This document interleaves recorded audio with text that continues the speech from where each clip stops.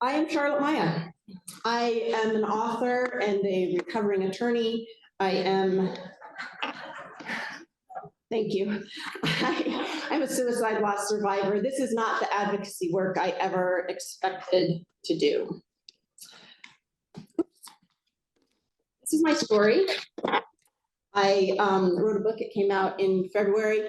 I just finished recording the audio. It's 11 hours and 14 minutes, so buckle up because I am gonna talk really fast.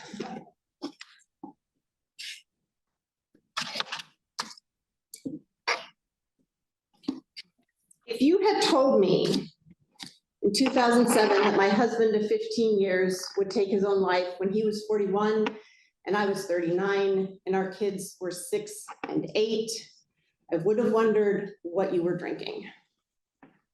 Sam was smart and funny and kind. He was a successful stockbroker. He had just gotten a clean bill of health from his doctor the month before. He didn't drink. He didn't take any medication stronger than Advil. He coached the kids' t-ball teams, and he left work early to go to their parent-teacher conferences. If you had told me that 5 years later I would be happily remarried to a man who had also been widowed, that I would willingly add 2 more sons, both teenagers, 3 mothers-in-law, 2 rescue cats, an elderly dog, and furthermore that I would add a puppy to this mix because clearly I needed more crap to pick up, I would have said, whatever you are drinking, you should really share. I had a plan, and this wasn't it. Chapter 1. Fall in Southern California, 2007. It would have been a perfectly ordinary Saturday if only Sam had taken a nap like he said he was going to. 6-year-old Jason skipped into the family room dressed in the ubiquitous AYSO shirt and shorts, holding his shin kickers and cleats. "They're shin protectors," said Danny, as authoritative as only an 8-year-old can be. "I can kick you in the shins and it won't even hurt, see?" He lifted one foot and pretended to take aim at his little brother. "Mommy!" "All right, gentlemen, let's go." I was a suburban soccer mom with a clipboard and a bob haircut. Juggling snacks, a camera, and the soccer gear, I turned to my husband. "Sure you don't want to join us?" Sam looked vaguely amused at our shenanigans, but mostly he looked stressed, and his wide brown eyes were rimmed red with exhaustion. "No," he said. "You go ahead. I'll stay here and take a nap." Good idea, I thought. Danny offered to stay home with Daddy, hoping to avoid watching his brother's game. Sam shook his head. Danny resigned himself to an hour's boredom, protesting the sport of soccer in general and wishing he were playing baseball instead. I ushered the boys toward the door. "We'll meet Daddy at Burgie's after," I said, bribing my children with their favorite lunch, "and then we'll all go for a hike." Danny looked thoughtful. "Can I get a tuna melt?" They did make great tuna melts. Crispy sourdough, the warm cheddar just soft. I could already taste it. "I want turkey," Jason hollered and bounced out of the house. Sam half smiled his amusement and shook his head. The boys had inherited my obsession with food. I thought about lunch and planned dinner while I was eating breakfast. I loved to eat and to cook. Sam couldn't even begin to think about food until he was actually hungry, which in my opinion was entirely too late. The biggest fight we ever had early in our dating days was the result of postponing a meal for too long. Ever since, if Sam thought I was being unreasonable, he would gently ask, "When was the last time you ate?" And I would scowl and grab a snack, secretly pleased that he knew me so well. I turned to my husband to give him a kiss. His normally bright eyes looked muted and far away, as if he was having trouble focusing, almost as if he was about to cry, except that Sam rarely cried. "Get some rest," I said. "I'll call you after the game."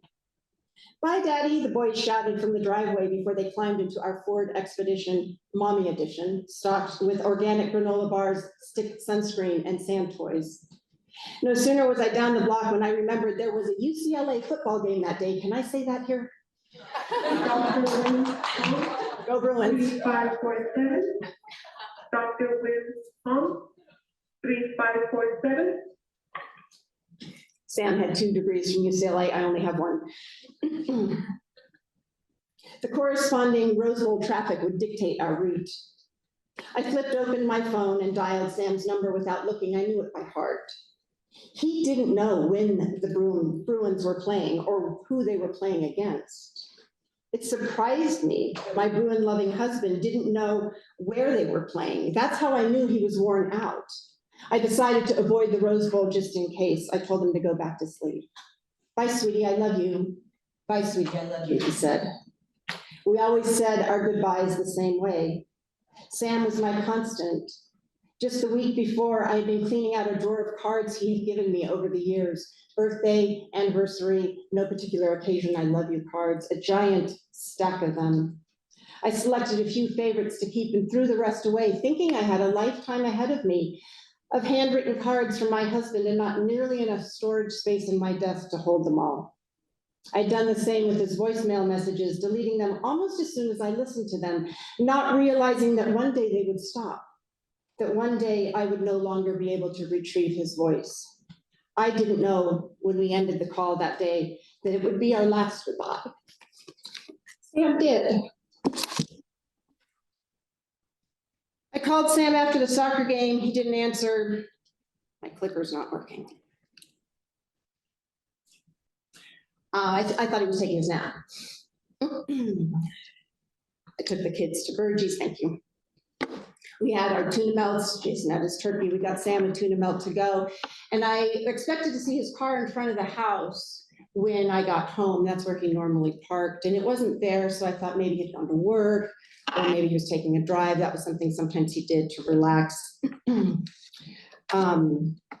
I promised the kids a hike, and I thought, well, maybe Sam forgot about the hike, so I called him again. Again, he didn't answer.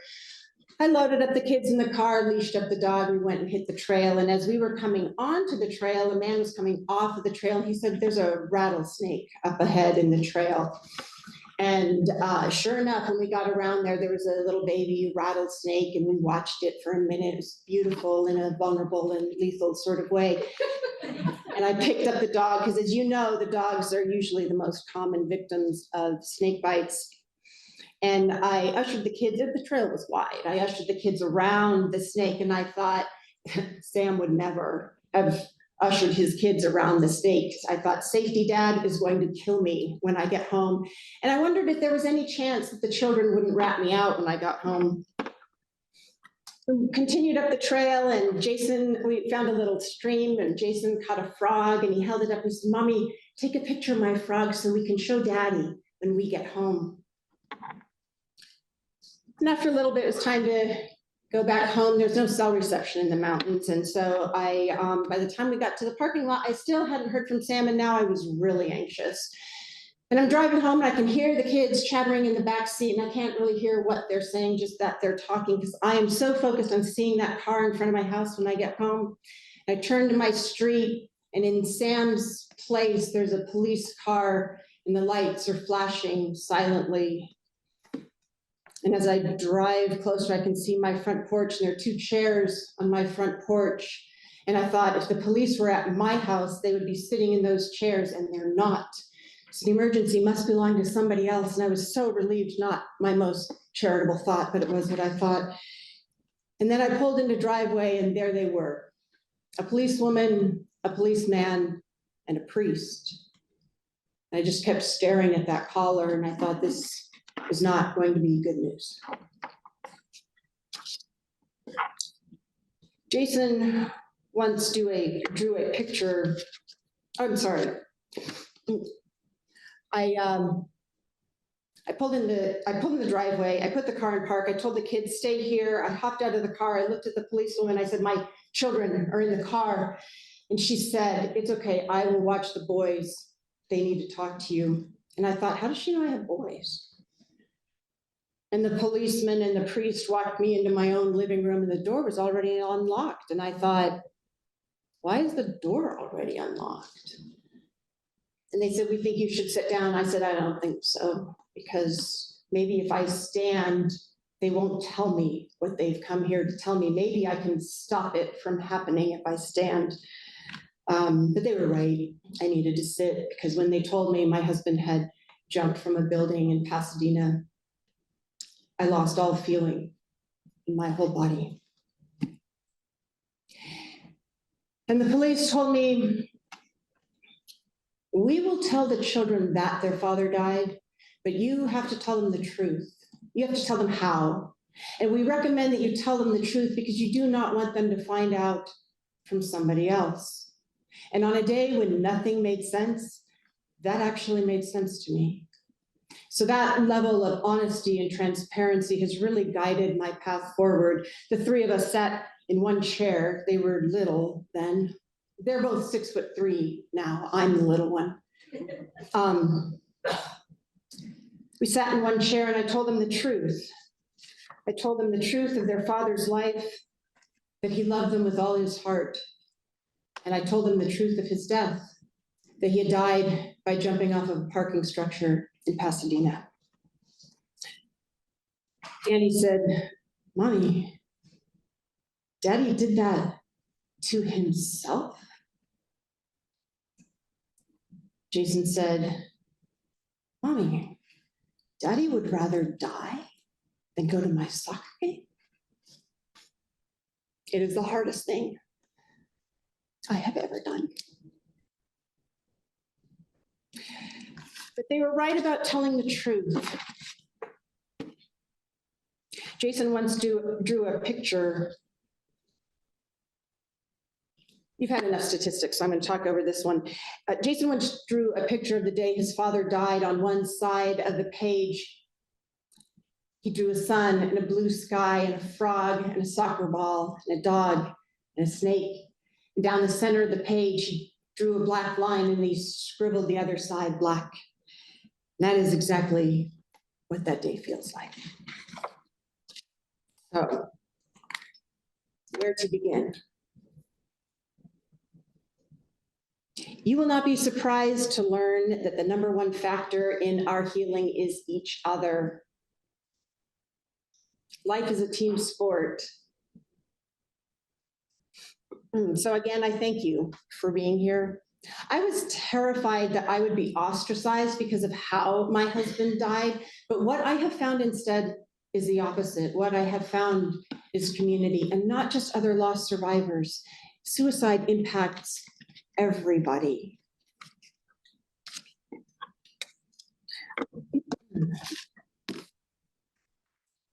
Chapter 3, the first day of the rest of our lives. When you multiply a family of 4 by one suicide, the ensuing calculus of grandparents, siblings, aunts, uncles, cousins, and in-laws requires an abacus, a consanguinity chart, and several religious texts. Add friends, neighbors, colleagues, community connections, and well-intentioned onlookers, and then it becomes downright unruly. It was amazing to me how people I didn't know well or at all stepped up to help.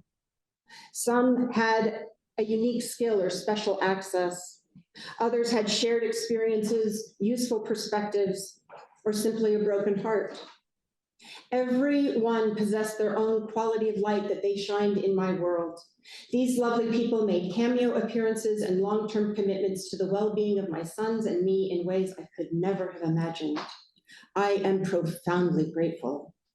I won't name each individually, not because they aren't desperately dear to me, but because there were so many. In the interest of clarity, therefore, I will call them collectively the Janes. I would not have known just how many modest and simple acts can have a significant impact in the healing journey had I not been aided and abetted by the Janes. Entrepreneur Jane sent a crew from her house cleaning business to my home for weeks. Sister Jane, an actual nun, prayed for me years before I met her in person.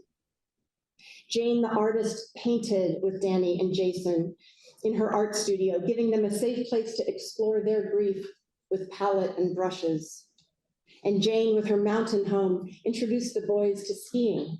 I do not forget their kindnesses, but I get ahead of myself. If you have a gift, and you do, the person you want to help needs your help. If you are bereaved and grieving, and someone asks, can I help you? Just say yes. Let them figure out how. You need all the help. I told you about some of the Janes, I'll tell you about a few more. Journalist Jane is somebody who happened to mention to me on a walk around the Rose Bowl the week before that her own father had died by suicide. It is the club nobody wants to be in, but thank goodness for the community. We are not isolated in our grief. Jane MD brought me a prescription for Xanax 3 days after Sam's death. It was the first time I slept since the police came to my house. I still woke up at 2 o'clock in the morning, but still, it was progress. DA Jane got an expedited release of Sam's body from the coroner's office so we could have a funeral sooner rather than later.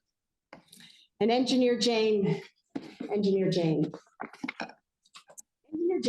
said, Charlotte, I have no social skills and I cannot cook, but I have noticed that you are late to school every day. And she said, I was wondering if you and your sons might like to walk to school with me and my sons. And so Engineer Jane showed up on my doorstep at 7:45 exactly every morning for months with her 2 kids in tow. Socks, shoes, homework, lunches, go, go, go. She got us to school on time for months. Do you know anyone who can do that? I didn't need 12 engineers on my doorstep at 7:45. I only needed one, and she was there. So again, I want to encourage you, if you have a gift, and you do, we need it. We all need your gift. My college roommate lived on the East Coast, still lives on the East Coast, and her gift to me was, she's a gifted amateur photographer, and she started a blog on which she would post these photographs for me. And this one she entitled After the Rain. I could not imagine after the rain that was Sam's death, but she did. I don't know how many stages of grief there are anymore. I can't keep up. I never found this particularly helpful.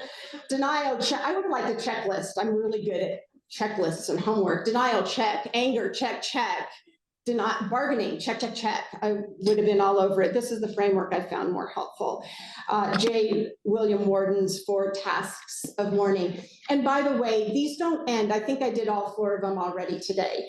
The first is to accept the reality of the loss. This is a very difficult reality. It's impossible to process the pain of grief.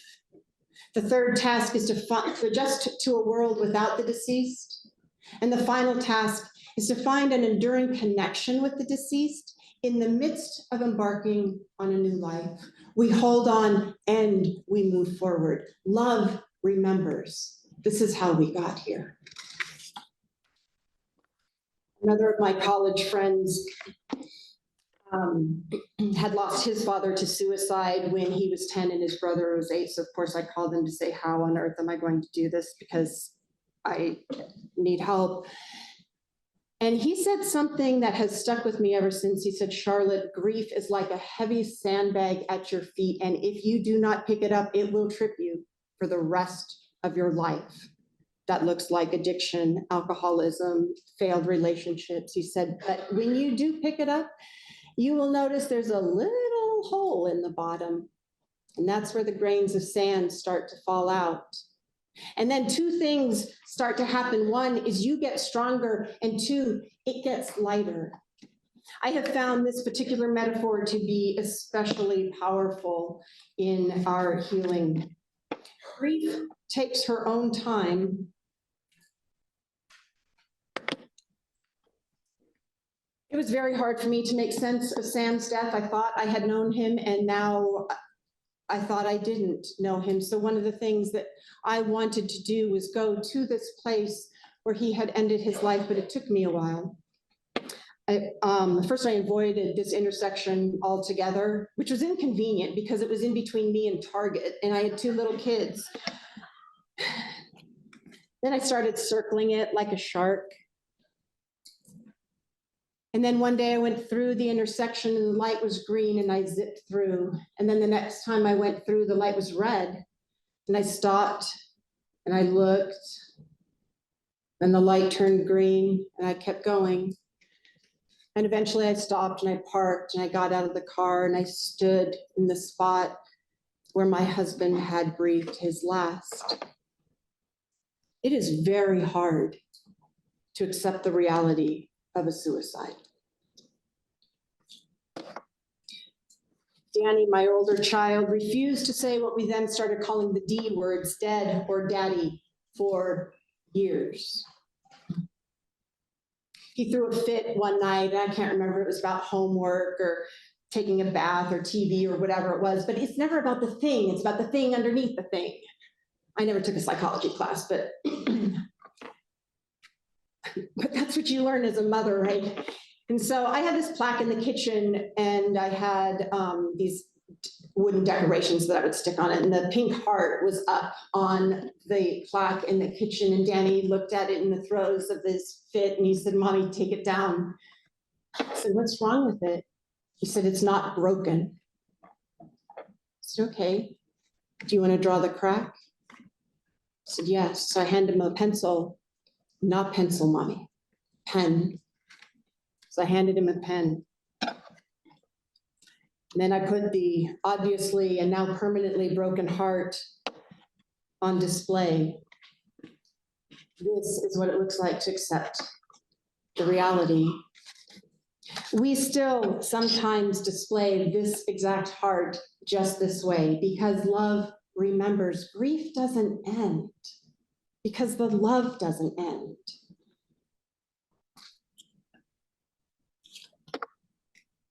Processing the pain.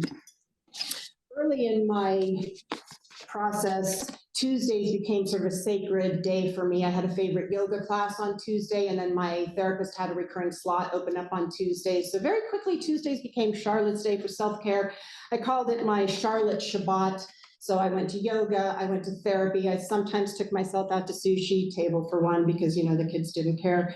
I didn't make any appointments with attorneys or CPAs, no JDs, no CPAs, no BFDs, just me and whatever Charlotte needed for her own healing. One of the things I did after a while was I started a blog and I called it Sushi Tuesdays. This was my Tuesday rule. Unless you are in fact on fire and I gave birth to you, it can wait until Wednesday.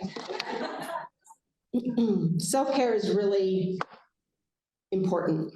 I started a blog in 2014. Like I said, I called it Sushi Tuesdays, not realizing that in the URL form, there is one of what we called Uncle Jose's colorful words right in the middle of Sushi Tuesdays. Once you see it, you can't unsee it. I'll let you figure that one out. And if I had seen it, I probably would have edited it out, but since I didn't see it, I actually think it's poetic because Sushi Tuesdays is about that day for self-care, and it is dealing with the mess in the middle because grief is messy and loud, and it's a mess. But it's important to take that time to take care of ourselves and to deal with the mess in the middle. There are a lot of ways, positive ways to deal with our grief: running, writing, yoga, meditation, inhale, exhale, repeat as necessary. I'm a big fan of dark chocolate and bath salts, those works, but also things like reducing your expenses or your time commitments. Those are ways that we really can take care of ourselves in these moments that we need some help. Something else that we did in my house was Lego therapy.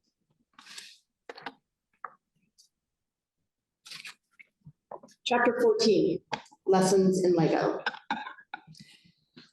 Just when I thought we might have survived another grief-steeped day, Jason picked up a Lego spaceship that he had carefully crafted from one of those Star Wars kits with a 17-page instruction manual.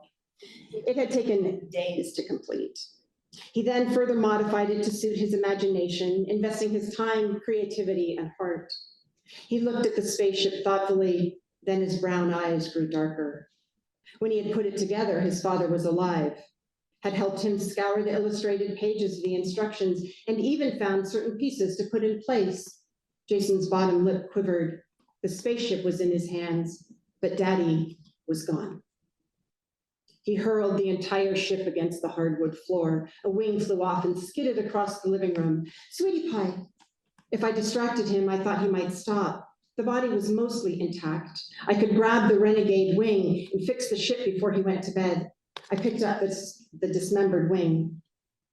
In the grip of rage and confusion, he snatched the body of the spaceship and hurled it against the floor. Fragments scattered.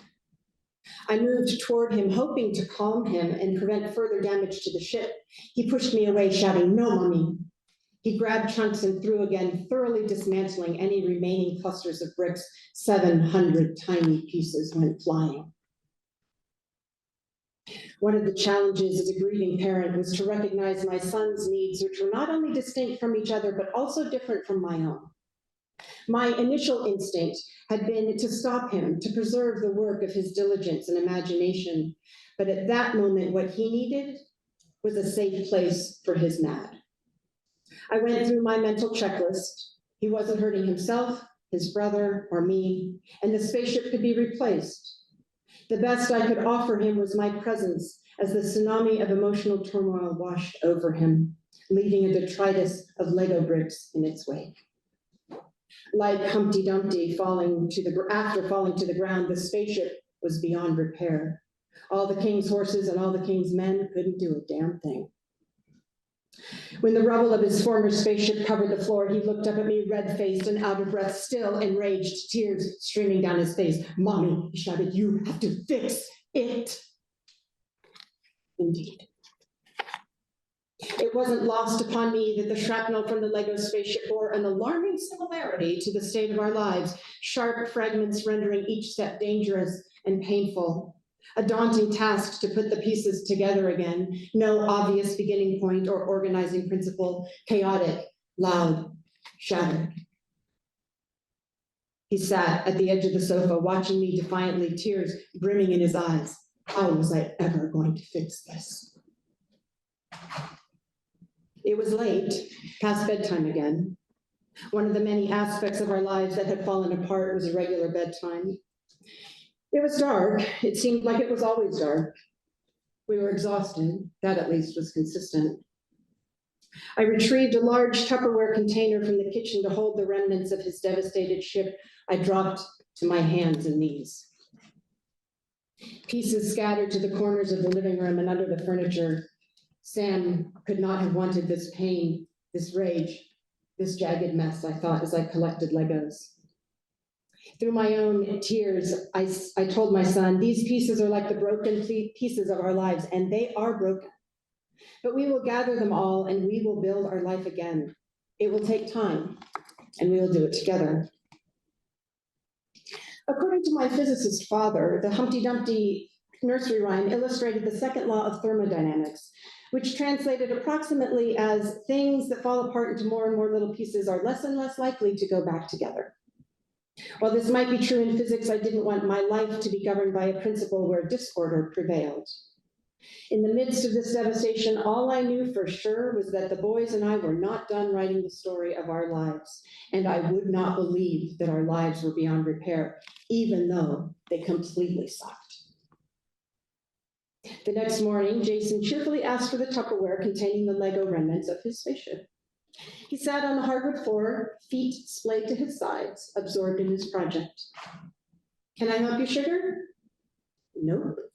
He got to work. I started a load of laundry. I wandered back through the living room and asked, "How's it going, buddy?" "Good." He was so focused he didn't even look up. I fed the dog. I circled back to him. "Need anything?" "No, thanks. I'm okay."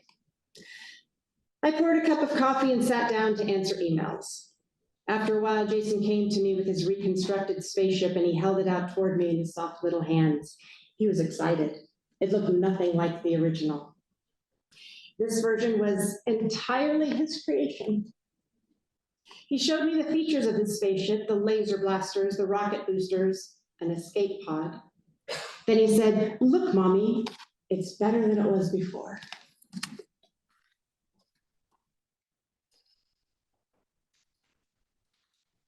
How are we doing? Do you need a breath?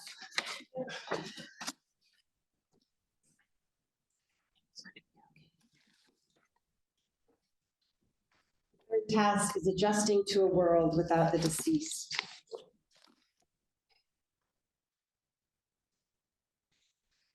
We come to this place in our own time. When the kids were 7 and 9, they went to Comfort Zone Camp, which is a camp for grieving children, and it is an incredible place for them to be in community with other grieving children. And they lifted their own grief sandbag. They saw other kids with a variety of other different heavy grief sandbags. They ate a lot of nutritionally void snacks that they'd never seen before. And when they came back, 7-year-old Jason had a lot of questions about his father's death. He said, "Mommy, how tall is the building? Was there blood on the sidewalk? Is there still blood on the sidewalk? Have you been there? Can I go there?" So Jason and I went together to what we called Daddy's Jumping Spot. There's a salon at the bottom, and I walked into the salon, introduced myself to the women behind the counter, and I said, "We have kind of a strange request. My husband died here just over a year ago, and one of the women was the manager who was actually on duty that day, and I could see her eyes soften when she looked at Jason, who looks uncannily like his father." And I said, "My son would like to know where his father died." And she came out from around the counter and she guided us onto the sidewalk, and she said it was about here. I said, "We brought some sidewalk chalk, and we want to know if Jason could write his father a note." She said, "That's fine, no problem." So Jason squats down well, first he looked up at the building, and then he looked down at the ground and he kicked the side of the building, and then he squatted down on the sidewalk to write his father a note. "Dad is a..." And all of a sudden I realized I had no idea what Jason was going to write in front of God and everyone on the sidewalk. And I should mention that we became pretty lax with Uncle Jose's colorful words in the wake of Sam's death, because sometimes you need little words for big feelings, and that's totally fine. I can't save you from the principal if you drop an F-bomb at school, so I don't recommend that. And so I said, "Sweetie pie, you can't use any of Uncle Jose's colorful words, right?" "I know, Mom." I could never say this without... Dad is awesome. This is what it looks like to adjust to a new world, to face into this pain, to pick up the bag. Dad is awesome.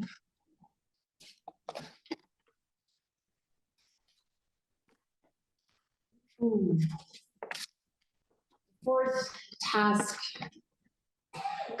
is to create enduring connections and a new life. Love remembers. Grief is how we got here. So we hold on and we move forward. We joke at our house that we don't keep the skeletons in the closet. We put them out on the piano and on the mantle and over the fireplace and on all the walls. Death doesn't end the story. We carry our loved ones with us. Shortly after Sam died, Danny said, "Mommy, I need a stepfather because I'm too little to be the man of the house." He was 8 years old. I said, "You're the 8-year-old of the house. Your job is 3rd grade and play dates and baseball and maybe brush your teeth." And predictably, Jason had a totally different opinion. Jason said, "Mommy, if you ever get married again," he said, "nobody's going to be as good as Daddy.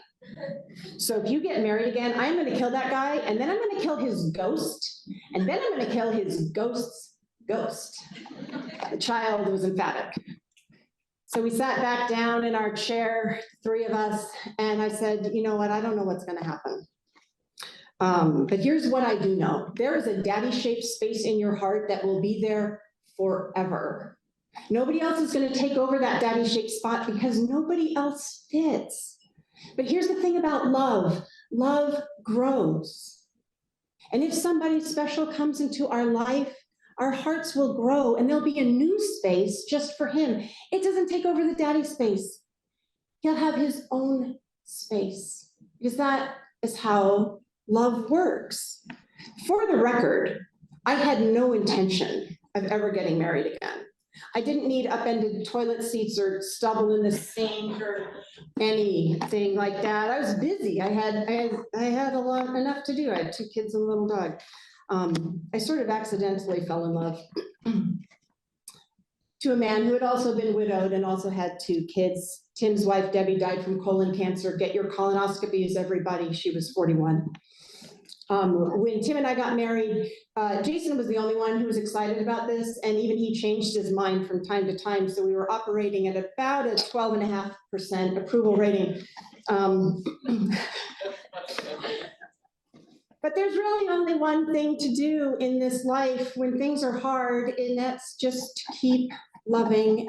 This is another one of the photographs that my college friend posted on my blog, and this is what you are all doing every day.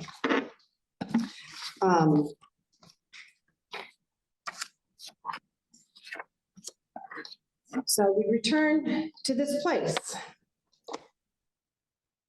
When Danny was a junior in high school, he took a theology class, and one of the projects was to create a personal cross, and he knew what he wanted to do. He wanted to take a picture of this building where his father had jumped from and wrap that photograph around a 2x4, and that would be the vertical portion of his cross. On the horizontal section of the cross, he had 2 pictures of 2 families of 4, Sam, Charlotte, Danny, and Jason, Tim, Debbie, Danny, and Gregory. Yes, we have 2 Dannys. Every family should have at least one. We have 2. And on the horizontal portion, he had these 2 families, and he wrapped Tim and Debbie and Gregory and Daniel's picture in the blue ribbon, because blue is the colon cancer awareness symbol.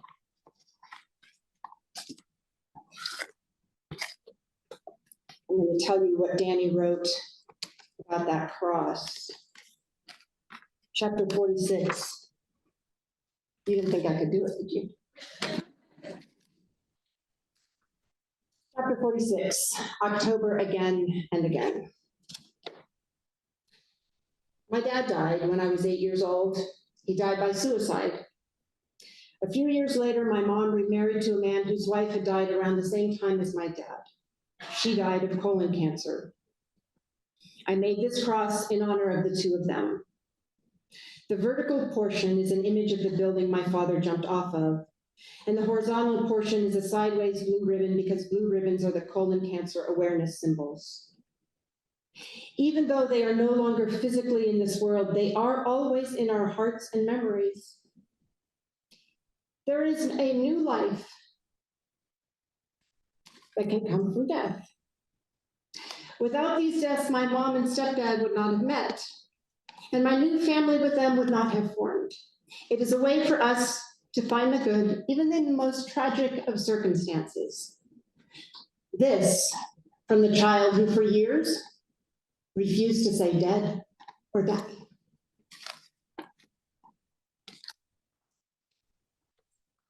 We hold on and we embark on a new life. This is our family today. What am I doing on time? I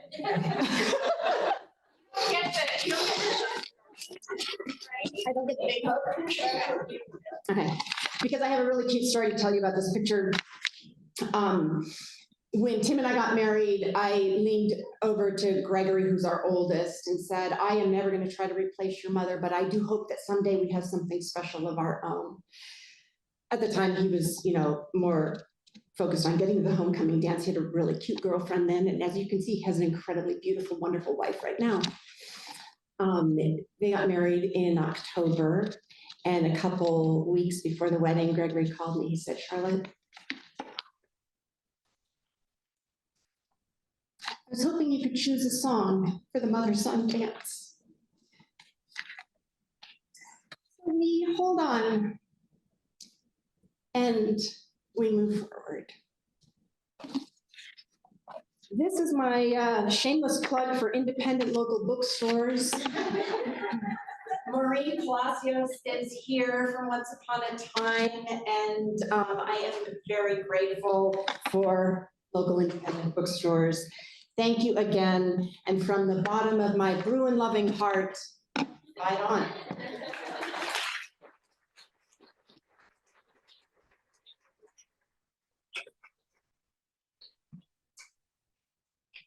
All right, wow. Do you have any questions for Carolyn?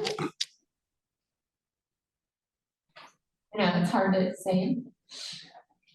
Anything online, Marie? No? No? Have us all dumbfounded. Anyone still awake?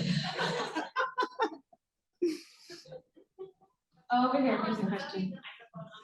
Sorry. I guess when did you decide to write the book? Because you know, that's very you know, I applaud you, it's very inspiring. Thank you. I felt like this was a story that kind of wouldn't let me go. That suicide is something we don't like to talk about, obviously, but talking about it is the thing that helps. And so people kept telling me, Charlotte, you have to write the book, you have to write the book, but the book was too big. So I started with the blog, and I tried kind of not to write the book, but I just felt like it wouldn't let me go until I had written it, because it's too important to share our suicide stories. We're all impacted, and I just felt like it wouldn't let me go, if that's not too weird an answer. It took me 10 years to write it, and I'm very grateful that she's here now. Marie has a question online? Not a question, but the online attendees are thanking you for sharing your beautiful story. Grief is not linear, and I believe it is a continuous I think she meant to say grief is not linear, and I believe it is a continuous process. And another one is thank you for sharing. It was honest and truthful with the date to struggle. No question. Anyone else? Oh, okay. Thank you so much. Your honesty is very heart expanding. And I'm interested to know, how did you reach out for help? What sort of therapy did you look for? Did you do group? Did you do private? What helped you physically to move forward? Well, I did have my regular therapist on Tuesday. I went to one group one time, and I probably went too soon, and I never went back. I took the kids to a group as well. Jason liked it okay, Danny hated it. There was a time when we had hers, ours, and ours therapists. So I don't have a retirement fund, but I know a lot of good therapists. Marie, an individual from Guiding Your Youth wants to know how your boys are doing now. Looks like that person knows you personally. We all have our own paths. I wish it was easier for them. And they're doing well, but they do still struggle. As you may know, with children, they revisit their grief at each developmental stage. So a 6-year-old's grief looks very different than a 10-year-old's grief, looks very different than a teenager's grief, then looks different than a 22-year. It's not going to end. When they are 41 and they're the same age as Sam was, they're going to revisit this. When they are 42 and they're older than their father ever got to be, when they look into the eyes of their 6 and 8-year-old children, they are going to know this is not, suicide is an illness. I believe that every part of our physiology is wired for self-preservation. And I think when they see their own little ones, they'll know this is Daddy would never have left them. But they have been abandoned, and so it's important to acknowledge their feelings of abandonment because they have been abandoned. So it's still, they're great and they're good people in the world. They're good people in the world. All 4 of my kids are 6 now because I have 2 daughters-in-law and a granddaughter. Yeah, she's 2, she's a big girl now. So they're all, they're great, but they do still struggle like all of us. It doesn't end. But that's okay, because love remembers, and that's okay. And that's why we have each other, so that we can get through these bumpy patches, because we have each other. Hi, my name is James. Hi, James. Your story is so inspiring. I have what is called is Sushi Thursday. Yay. So yes, the self-care does happen and it does work. I'm in the process of writing my book about my story, about my journey in the military, out of the military, the transition as far as PTSD is concerned. It's powerful what you're doing to touch one individual. So thank you. Thank you, James. To answer your question again, when I first started the blog, I thought if I, by sharing my story, can help just one person, then it's worth it.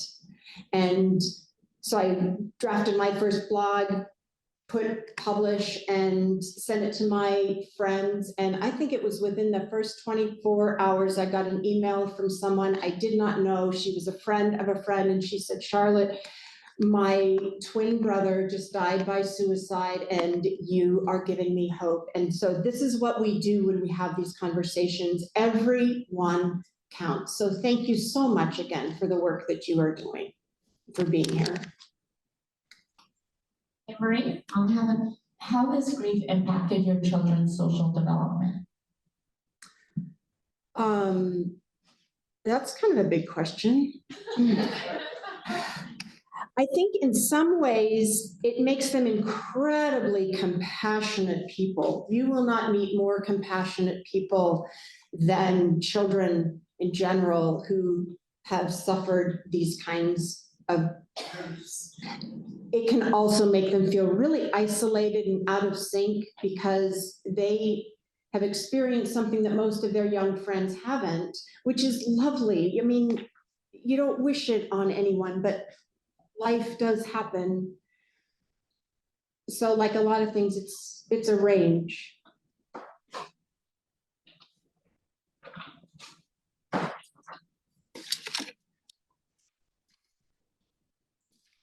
Yeah, I wanted to ask this question. I feel like in the helping profession, sometimes are very open. So I'm sorry, but because you went through this experience and you guys are comfortable enough to go back and stuff, right? And you said that, your husband was, you were shocked that this had happened, right? Mm-hmm. Now that it's been so long, were you guys able to, I guess, find out, what were some of the challenges he was having? It took me 300 pages to find that out. But I think the bottom line is I will never really know. There are signs that I can see now in retrospect that I didn't understand at the time. I feel really strongly that as a culture, we need to develop a fluency in this because our friends and family are the first people who, like Dr. Lauren said, trust your gut, right? Is someone in your life, is something off? You don't even have to be able to define it, but are they off? And ask the question. So for example, the night before Sam died, our will and trust was out on the counter. And I was a wills and trust attorney, so I read wills and trusts all day long. I didn't even think about it. And in fact, our current will and trust at that time had said everything goes to Danny and any other children we might have in equal shares. Effective, sterile. I wanted to include Jason by name. So when I saw it out on the counter, I said, oh, good. I've been meaning to revise those. I didn't ask Sam why he had them out. What if I had? I learned later that can be a sign of suicidal ideation, reading your own estate plan. That now, maybe if I was a criminal lawyer, I would have thought about it differently, or a corporate attorney, maybe it would have raised an alarm for me. I don't know, but now I think we're so good at fluency in recognizing cancer signs. We used to say the C word for cancer too, by the way, right? When you talk about it, you get research dollars and understanding and a fluency in the general public about health and nutrition. And I am so impassioned about this work because I do think we can be better as a society understanding how to talk about this and recognizing those signs, and we can all be aware for each other in a more effective way. Silence doesn't help, but talking. Okay, let's do, you have one more, Marie? Okay, 2 more, and then I think we're gonna wrap, because I know we promised you guys 3:45, that's the agenda, and then we'll let Dr. Feldman wrap it up for us. Hi, Charlotte, thank you so much for sharing. Can you share the name of the camp your kids went for grief? I have nieces who may really benefit from it. Yeah, the one my kids went to is Comfort Zone Camp, but there are others. And so, yeah, there, you might find some in different locales, but that's the one that they went to, Comfort Zone Camp. Okay, the next one is, do you feel a small part of being traitor to Sam by marrying again? How many years later did you remarry? My husband died 3 years ago from a sudden heart attack, and I still feel the sadness each day. I'm trying to deal with his loss. A friend lost his brother to suicide, and another lost her young husband to suicide, and another lost her teen son to suicide, and I feel ashamed to grieve in comparison. Every grief sucks in its own way. It's not better or worse. It just sucks in its own individual way. Your timeline is your own. I didn't really struggle with guilt over marrying again. In part because years before he died, Sam had said to me, if anything ever happens to me, I would want you to get married again. And so that was I know Debbie had said the same thing to Tim. She knew she was dying, and she had said, you know, if you should get married again. And he said, I'm not going to. And she said, don't be an idiot. I love that girl. Because I do think that I think that we honor our loved ones most by living a life with joy and passion and love. And I don't have any answers for everyone else, but I do encourage you to find those answers, because I really do believe that the heart grows and it's not mutually exclusive.